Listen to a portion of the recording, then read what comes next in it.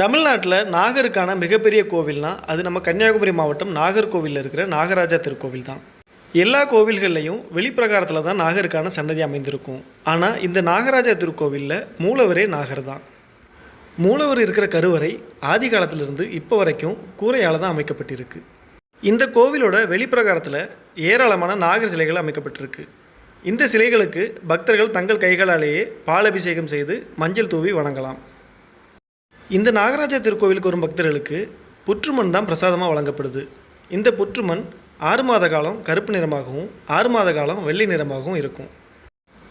பொதுவாக ஞாயிற்றுக்கிழமைகள் நாகரை வழிபடுறதுக்கு உகந்த நாட்களாக கருதப்படுது. அதுலேயும் ஆவணி மாதத்தில் வர்ற எல்லா ஞாயிற்றுக்கிழமைகளுமே இந்த நாகராஜா கோவிலில் ரொம்பவே விசேஷமாக இருக்கும். இந்த கோவில் பற்றின முழுமையான பதிவு நம்ம சேனலில் ஏற்கனவே போட்டிருக்கோம்.